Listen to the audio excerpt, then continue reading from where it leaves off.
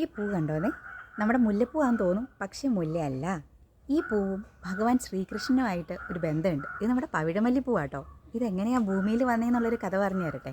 പണ്ട് നമ്മുടെ ഭഗവാൻ ശ്രീകൃഷ്ണനും സത്യഭാമയും അദ്ദേഹത്തിൻ്റെ ഭാര്യയും കൂടെ സ്വർഗത്തിൽ പോയിട്ടോ, ഇന്ദ്രസദസ്സിൽ. അവിടെ ചെന്നപ്പോൾ ഈ ഒരു ചെടീൻ്റെ താഴെ നിറച്ച് ഇതുപോലത്തെ പൂക്കൾ ഇങ്ങനെ വീണ് കിടക്കുവാണെങ്കിൽ നല്ല മണവുമുള്ള പൂവാണ്. ഇത് കണ്ടപ്പോൾ സത്യഭാമ, സ്ത്രീയല്ലേ, ഇഷ്ടപ്പെട്ടു.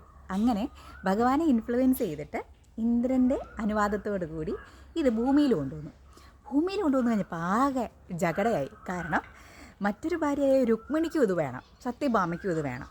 ഒരു ചെടിയല്ലേ ഉള്ളൂ, ഭഗവാൻ പെട്ടു. പക്ഷെ ബുദ്ധിമാനായ ഭഗവാൻ എന്ത് ചെയ്തെന്നോ, ഈ ഒരു ചെടി സത്യഭാമയുടെ വീടിൻ്റെ കോട്ടയാടിൻ്റെ അറ്റത്ത് കൊണ്ടുവന്ന് കുഴിച്ചിട്ടു.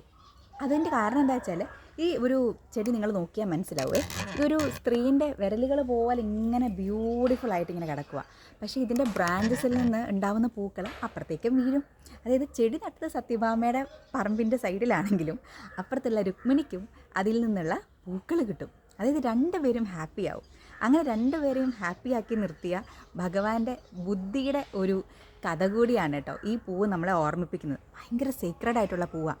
ഈ പൂവ് മാത്രമാണെന്ന് തോന്നുന്നു താഴെ വീണാലും ദൈവത്തിന് സമർപ്പിക്കാൻ പറ്റുന്നത്. ഈ പൂവിൻ്റെ മറ്റൊരു പ്രത്യേകത, ഇത് രാത്രിയിൽ പൂത്തിട്ട് രാവിലെ താഴെ വീഴും. അതിനൊരു വേറെ ലവ് സ്റ്റോറി ഉണ്ട്, പക്ഷെ ഒരു ട്രാജിക് ലവ് സ്റ്റോറി ആട്ടോ. അത് അടുത്ത വീഡിയോയിൽ പറയാവേ. ബൈ.